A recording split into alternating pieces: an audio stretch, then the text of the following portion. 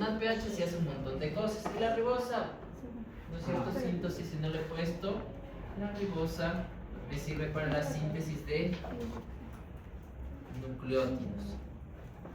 Me sirve para la síntesis del FAD, del NAD, me sirve para la síntesis de la coenzima A, y para eso me sirve la ribosa. Listo, todo esto, o esta ruta se la realiza en el citosol. ¿Y qué tiene diferente el NAD con el NAD? La diferencia es un grupo fosfato. Pero, ¿y esto hay más reacciones? El NAD, como vimos, me sirve como un agente reductor, sobre todo para la glucólisis, me sirve, ¿no es cierto?, para dentro del ciclo de Krebs y para las ADLs.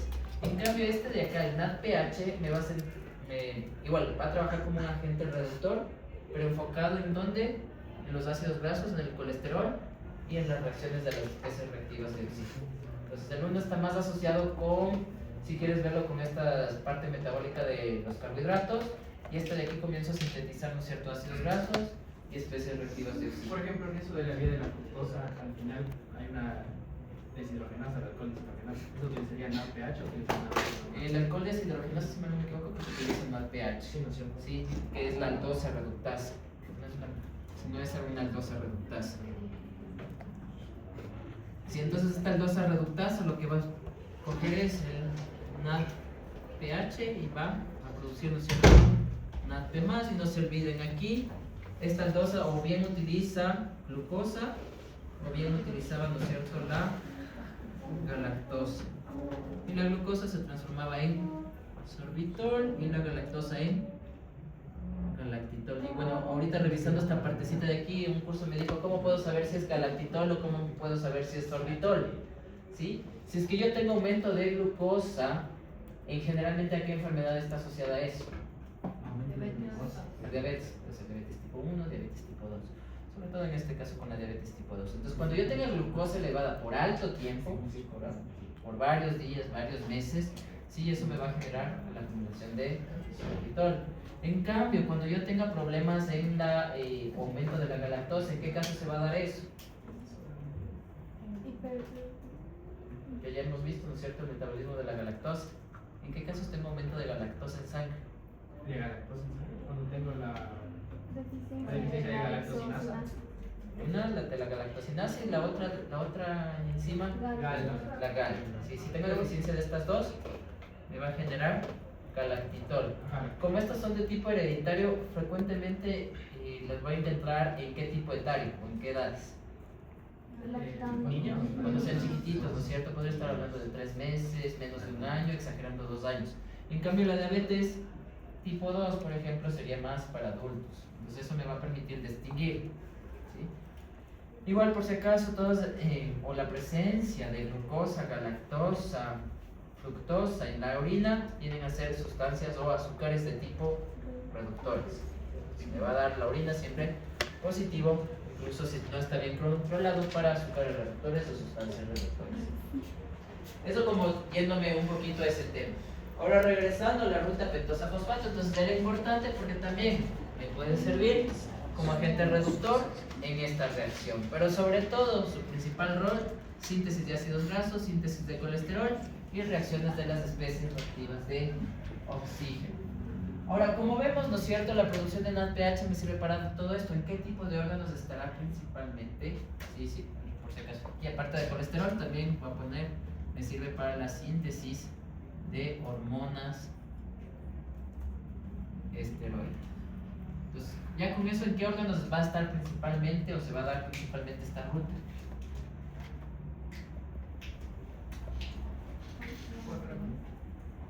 ¿En qué órganos se dará la producción de NADPH en base o tomando en cuenta cuál es su función? Hígado, una parte, ¿dónde más? ¿Cuál es? Aparato de Ah, nivel de órganos. Glándulas suprarrenales. tiroides. ¿Ah? Tiroides, ¿no? Gónadas, ¿sí? Entonces me va a presentar, ¿no es cierto?, testículos, ovarios, lo puedo presentar a nivel de placenta y corteza suprarrenal, que fue lo que estábamos hablando ahorita. Listo, también es importante en este caso, o se va a dar también esta reacción, en los eritrocitos. ¿Y qué más? De aquí vamos a ver, ¿no es cierto? Que, bueno, ya les voy a indicar cuándo se da esta ruta, pero la enzima que vimos, la más principal, la que me limita la velocidad de reacción, ¿alguien se acuerda? ¿Cómo se llamaba esa enzima? Que parte como sustrato con la glucosa 6-fosfato deshidrogenasa, ¿no es cierto? Entonces esto de aquí se transformaba en 6-fosfogluconolactona. Ya habíamos dicho, ¿no es cierto?, que aquí tenía la glucosa 6-fosfato deshidrogenasa. Este de aquí es la enzima más importante, ¿sí? Y esto de aquí me permitía la generación de NADPH. Entonces voy a ver la única enfermedad asociada a esta ruta, que es la deficiencia de la glucosa 6-fosfato deshidrogenasa. En este caso, ¿qué no voy a poder producir? El NADPH. Si no tengo esta, no voy a poder producir, sobre todo el NADPH, porque el NADPH es o de las cosas más importantes que realiza esta ruta, ya sea NADPH o la ribosa. Pero el enfoque de esta de aquí está asociado, ¿no es cierto?, con la producción de NADPH. Listo, creo que no había mucho de regulación en las diapositivas, entonces me meto, ¿no es cierto?, a hablar de regulación. Generalmente, por acá, esta glucosa, ¿no es cierto?, varias, se transformaría en piruvato. Cuando yo tengo bajos niveles de ATP, ¿qué ruta creen que haga? ¿Esta de aquí o esta de acá? O sea, glucólisis o la ruta pentosa fosfato. Glucólisis. Si tengo bajos niveles de ATP, ¿cierto?, mi objetivo va a ser la glucólisis. Entonces, cuando tenga altos niveles de ATP, voy a realizar la ruta pentosa fosfato. Ahora, la otra sería, ¿no es cierto?, la otra parte de la regulación es que aparte tengo altos niveles de ATP y por ahí, ¿no es cierto?, estamos hablando de la insulina. Entonces, la insulina también va a coger y estimular esta ruta cuando tenga altos niveles de insulina. ¿Por qué? Porque voy a producir mayor cantidad de esta enzima. Y al tener mayor cantidad de esta enzima, la ruta pentosa fosfato va a estar, ¿no es cierto?, funcionando más o a mayor velocidad. Listo, y otro tema de regulación, ¿qué pasaría en cambio si yo tengo altos niveles de NADPH? ¿Qué pasa con esta ruta? ¿Se estimula o se inhibe? En este caso se va a inhibir porque es el producto, ¿sí? Entonces, o si quieres ver los bajos niveles de NADPH, en cambio me va a estimular esta ruta, pero ¿cuándo? Cuando tenga alta cantidad, ¿no es cierto?, de energía, y generalmente va a ser, ¿no es cierto?, después de haber comido un alimento rico, ¿no es cierto?, en carbohidratos, porque eso me permite el aumento de la liberación de la insulina. Eso en cuanto a regulación de esta partecita de acá. Igual no se olviden, ¿no es cierto?, que las rutas se dividían en reacciones oxidativas y no oxidativas. Las primeras reacciones eran de tipo oxidativo y me producen sobre todo NADPH. Las no oxidativas eran, ¿no es cierto?, la generación de estos intermediarios de la glucólisis, donde iba, ¿no es cierto?, le quitaba 2 carbonos, le ponía otro, me formaba un eseraldehído 3-fosfato, fructosa 6-fosfato, que eran estas reacciones de acá. ¿Sí? Esta vendría a ser la fase reversible o la fase no oxidativa, ¿sí? Donde yo combinaba, ¿no es cierto?, los diferentes carbohidratos que se generan. Listo. Ahí están, me había adelantado, ahí están los usos del NADPH. ¿Cuál es la diferencia con el NADH? Que yo tengo aquí un fosfato adicional a nivel químico. A nivel de funciones me sirven para lípidos, biosíntesis de ácidos grasos, colesterol, hormonas. También en este caso me ayuda a la reducción de las especies reactivas de oxígeno, ¿sí? Entonces las especies reactivas de oxígeno van a salir, ¿no es cierto?, por productos secundarios del metabolismo, como por ejemplo la respiración celular. Habíamos dicho, ¿no?, que si yo hago ejercicio, estoy activando más mi cadena de transporte de electrones. Esos electrones se pueden ir de más al oxígeno. Y cuando yo tengo un superóxido de oxígeno, que vendría a ser este de aquí, que es una especie reactiva de oxígeno. Entonces, parte normal de mi metabolismo se producen especies reactivas de oxígeno. Ciertas reacciones con fármacos, ya vamos a ver, ciertos fármacos son oxidantes me pueden generar mayor cantidad de especies reactivas de oxígeno o ciertas toxinas ambientales, como el humo del tabaco. Si parte del humo del tabaco también tiene ciertos agentes oxidantes o ciertos agentes dentro de los vapes que de vez en cuando, y aquí me acordaba, también, ¿no es cierto?, consumen. También, por otro lado, bajos niveles de antioxidantes. En este caso, ¿cuáles eran sustancias antioxidantes? Vitamina C, frutos rojos, ¿sí? Entonces, si tengo un bajo consumo de estos, obviamente mis especies reactivas de oxígeno van a estar elevadas. Y también cuando yo tengo una infección.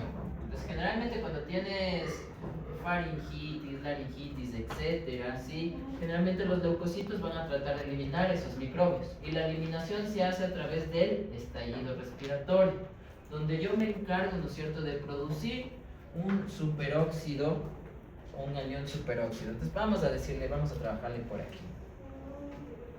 Va a venir por un lado, ¿no es cierto?, este de aquí puede ser un leucocito, por ejemplo el macrófago.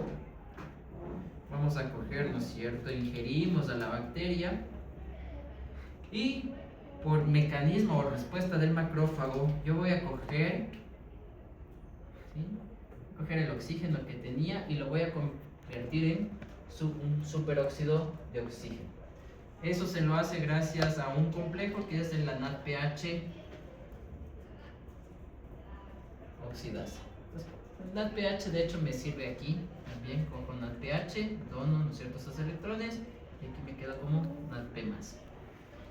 Listo, este de aquí se puede, gracias a la superóxido dismutasa, convertirse en peróxido de hidrógeno.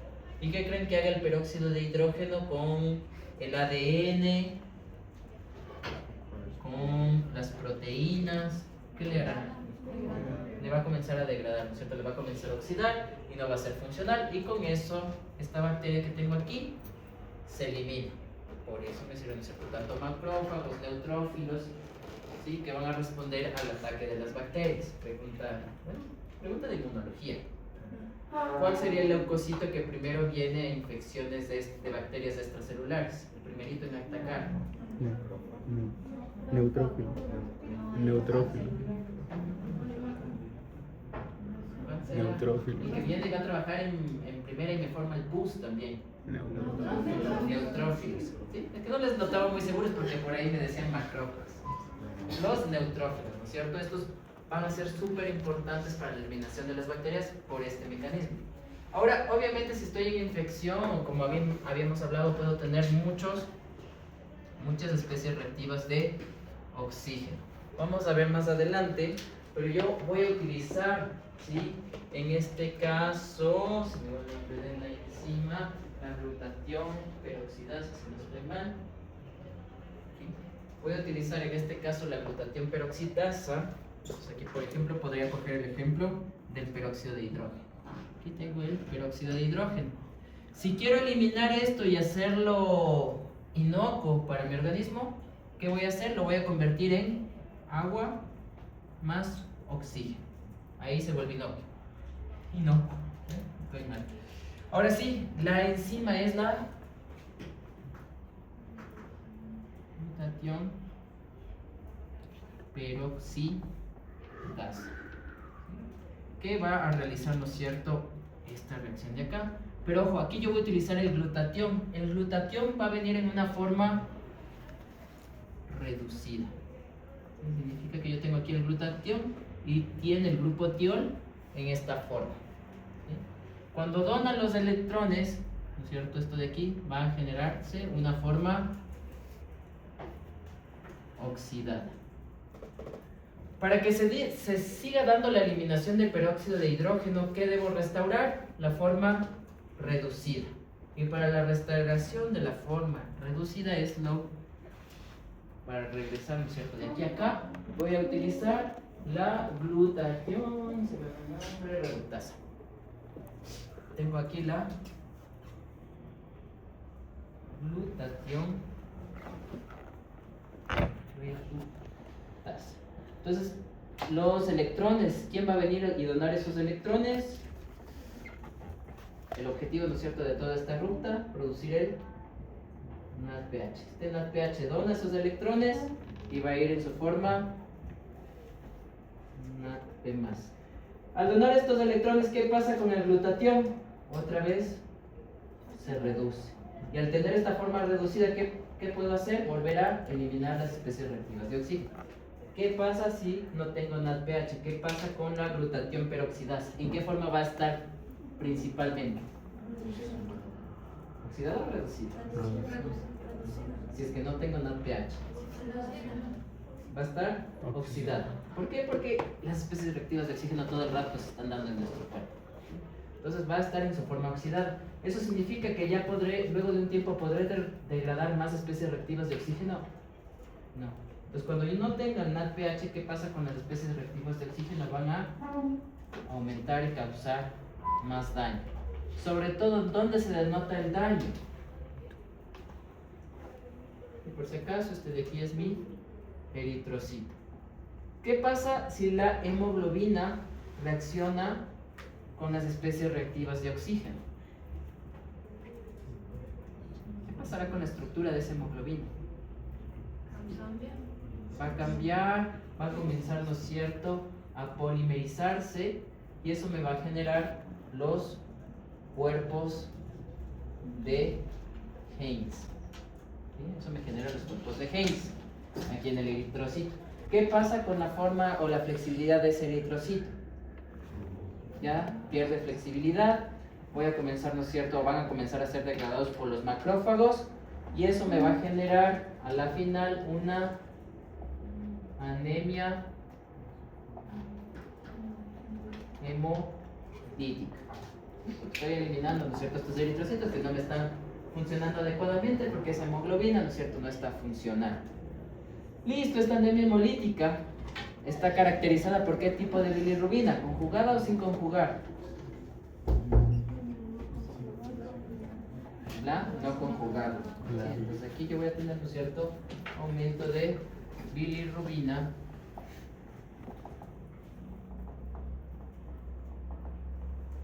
no conjugada, les pongo NC o sin conjugar. Listo, eso sería lo más importante. Entonces la deficiencia de esta enzima, de la glucosa 6-fosfato deshidrogenasa, me va a causar anemia hemolítica. ¿Sí? A eso viene, ¿no es cierto?, esta partecita de acá. Es justo lo que veníamos hablando acá. Sí, aquí está, ¿no es cierto?, la forma del glutatión, ¿sí?, en su forma SH, en la forma reducida, y la forma reducida es la que va a coger, ¿no es cierto?, interactuar con el peróxido de hidrógeno y transformarse en su forma oxidada, y bueno, se va a restituir. Listo, ¿para qué más? El NADPH también me va a ayudar a dar sus equivalentes reductores al citocromo P450. ¿Para qué me servía este citocromo? Degradación de la mayoría de fármacos. Entonces aquí me sirve, ¿no es cierto?, para degradar o realizar las reacciones con estos fármacos. Igual habíamos hablado, ¿no es cierto?, de la eliminación de los microbios por los leucocitos, y aquí tenía la NADPH oxidasa, que lo que hace es generar este superanión, y gracias a la superóxido desmutasa forma el peróxido de hidrógeno, que me sirve para eliminar a las bacterias. Tengo en este caso una enfermedad que es la enfermedad granulomatosa crónica, en donde yo tengo una deficiencia del complejo NADPH oxidasa. Ese paciente, ¿qué tipo de infecciones va a presentar más frecuentemente? ¿Bacterianas intracelulares o extracelulares? Extracelulares, tanto por bacterias como hongos extracelulares. A nivel intracelular, recuerden que tenemos otro tipo de metabolitos, de células como las natural killers, ¿sí?, o los CD8, que trabajan de otra manera. Sí, a nivel extracelular, sobre todo los neutrófilos.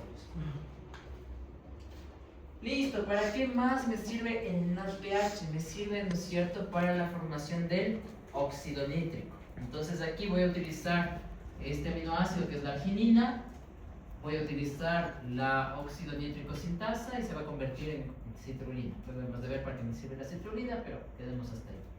En este caso cojo el oxígeno, ¿sí?, voy a coger el NADPH y voy a formar el óxido nítrico. El NADPH me sirve para la formación de óxido nítrico gracias a la óxido nítrico sintasa. Cofactores también de esta enzima, el mononucleótido de flavina, el FAD, los grupos, o el grupo hemo, y la tetrahidrobiopterina. ¿Para qué me sirve el óxido nítrico? Funciones de las primeras funciones que se les viene a la mente. Vasodilatación con las plaquetas, evitar la agregación plaquetaria, eso me evita que se formen coágulos en la sangre. Si yo bajo la cantidad de óxido nítrico, estos de aquí comienzan a agregarse. También me sirve como un neurotransmisor, y el óxido nítrico también me ayuda a formar a otro tipo de especies reactivas de oxígeno para la eliminación de bacterias. Entonces, tengo por ahí unas 4 funciones del óxido nítrico. Listo, esta parte de aquí ya la habíamos hablado, que es la deficiencia de la glucosa 6-fosfato deshidrogenasa. Si no tenía la deshidrogenasa, no podía eliminar especies reactivas de oxígeno, y estas especies reactivas de oxígeno van a interactuar, ¿no es cierto?, con la hemoglobina y me van a formar, ¿no es cierto?, los cuerpos de Higgs, que viene a ser una hemoglobina desnaturalizada. Este de aquí está asociado sobre todo al cromosoma X, eso significa que es más frecuente en hombres o en mujeres. En hombres, porque en hombres tienen un solo cromosoma X, ¿sí? Y en el eritrocito obviamente es, en este caso, la célula más afectada. ¿Qué cosas pueden aumentar las especies reactivas de oxígeno? El estrés. El estrés. estrés, un poquito, pero no tanto. La radiación. La radiación también, pero sobre todo en este caso más que radiación, la radiación sobre todo te afecta o te genera mutaciones a nivel del ADN. ¿Pero por qué causa EROS? Te causa en una parte eros, en otra parte también te causa o te rompe ciertos enlaces dentro, ¿no es cierto?, de la cadena de ADN. Se puede romper una base y se puede liberar directamente por la energía de la radiación.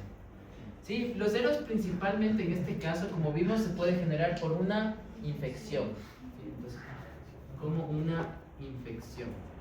¿Por qué más se puede producir el eros? Ya habíamos dicho, ¿no es cierto?, parte del metabolismo normal, ¿sí? Para hacer mucho ejercicio, ¿no es cierto?, pero voy a producir eros. Parte del metabolismo normal también va a ser durante las reacciones de ciertos fármacos.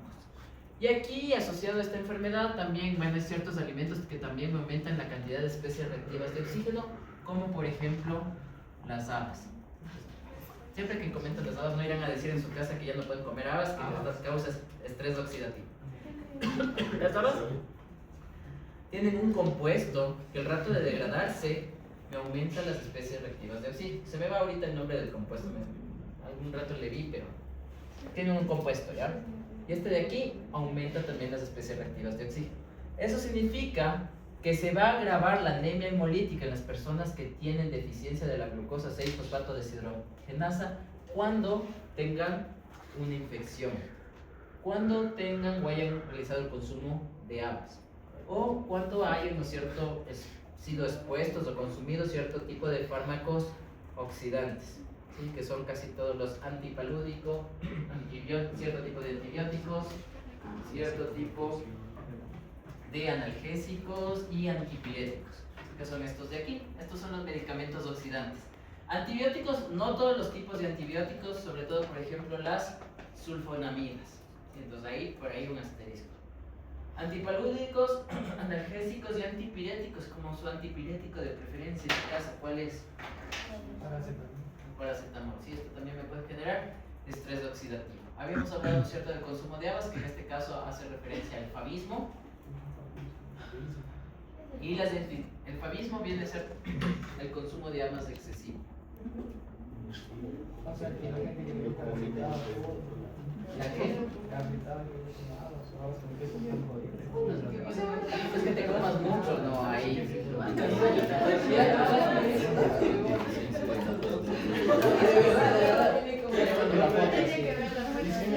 Bueno, en este caso, sobre todo cuando yo tenga deficiencia de esta enzima. Para las personas que tienen el nivel normal de esta enzima no hay problema. Porque ya para estas alturas de la vida debiste haber presentado algún episodio de anemia hemolítica o algún tipo de problema, porque para este punto todos hemos sido expuestos al menos a antipiréticos, analgésicos, todos hemos consumido habas y todos hemos estado expuestos a una infección de bacterias extracelulares. Y si hasta la fecha no has tenido ningún problema grave con respecto a anemia hemolítica, síndrome de ictericia, entonces muy definitivamente todos aquí creo que no tenemos deficiencia de la glucosa 6-fosfato deshidrogenasa. Mentira. Muy probablemente. Sí, sino generalmente, como esta deficiencia es hereditaria, lo más seguro es que debió haberse detectado en los primeros años de edad. ¿Con qué se trata? Con nada. Solo. O sea, te toca evitar generar estrés oxidativo fuerte. También tienes grados de la enfermedad. Como tienes grados, ¿no es cierto? Tienes, por ejemplo, si se te puede afectar y te queda una actividad residual, o sea, de lo que mi enzima funcional trabaja más del 60%, no tengo problema, no presento ningún síntoma. Si trabaja del 10 al 60% residualmente, tengo problemas moderados, que aún así es probable que pasen, muy probablemente desapercibidos.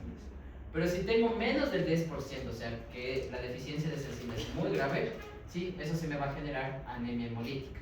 ¿Sí? Y ahí sí fijo, yo debí haber ido, ¿no es cierto?, al hospital, me haber hecho los análisis, vieron, ¿no es cierto?, que tenía anemia, debieron haber visto también, ¿no es cierto?, mi bilirrubina no conjugada elevada, y por ahí me podría dar para comenzar a sospechar que podría ser eso.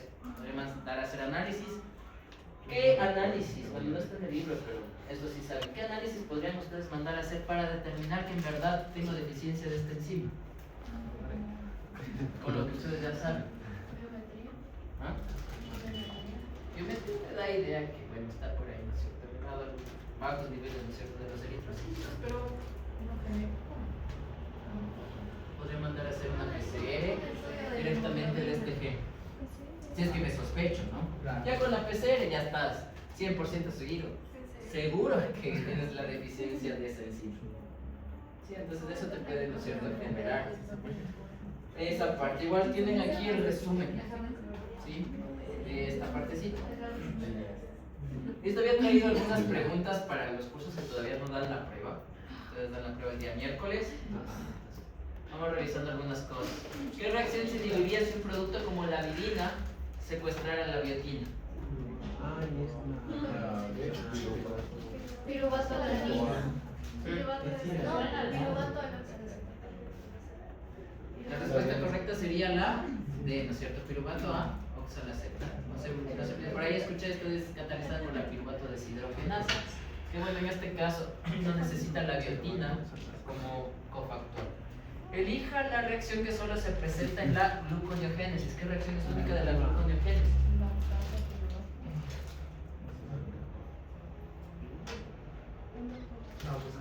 Pero única, porque el lactato piruvato está asociado más también con la glucólisis anaeróbica. La respuesta única de la gluconeogénesis como tal, o el oxalacetato A, fosfonol piruvato.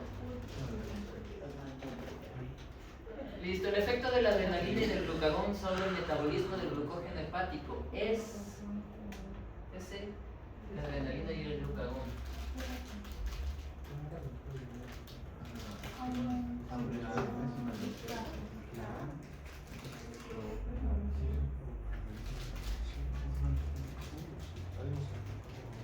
¿Y la respuesta correcta? No, ¿no es cierto? Porque cuando tengo adrenalina y glucagón lo que voy a hacer es degradar. Hay varias versiones de esta pregunta. Y si se tiene una deficiencia de la glucosa 6-fosfatasa, el paciente ¿qué presentará? ¿Qué va a presentar? Hiper. Pero yo tengo la B y la C, ¿cuál de las dos sería? Hipoglicemia grave de ayuno. En este caso una hipoglicemia grave en ayuno. ¿Sí? Y eso me permite como comenzar a hacer diferencias, porque el otro curso por ahí se me confundió. ¿Sí? ¿Qué otra enzima deficiente me podría... Fuera del ayuno también va a tener hipoglicemia. Fuera del ayuno...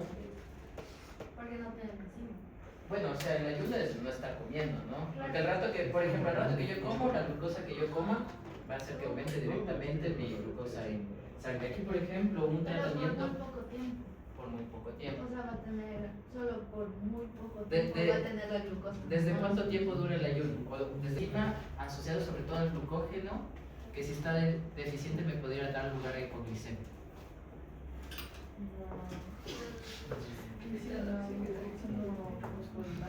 La glucógeno fosforilasa. En ese caso, si yo tengo deficiencia de la glucógeno fosforilasa, ¿cómo va a ser la hipoglicemia?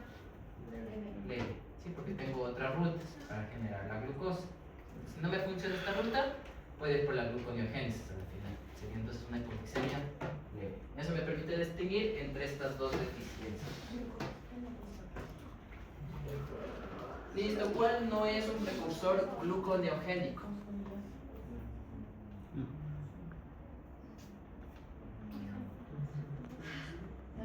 La leucina.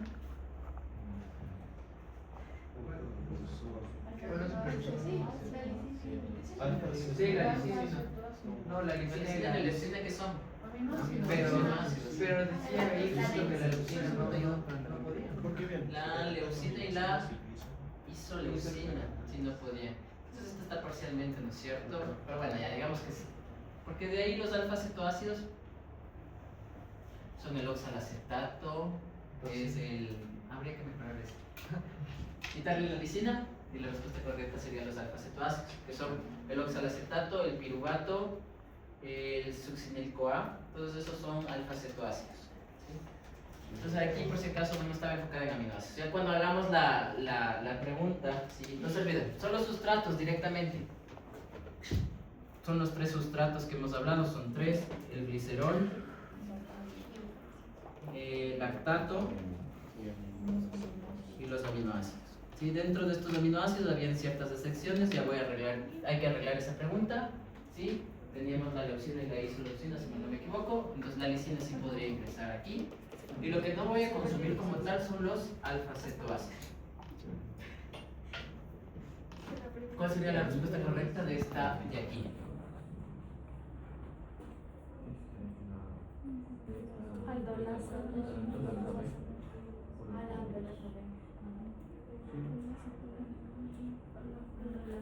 La respuesta correcta sería la aldolasa B. Y por último esta. Sí, la fructosina es una causa así.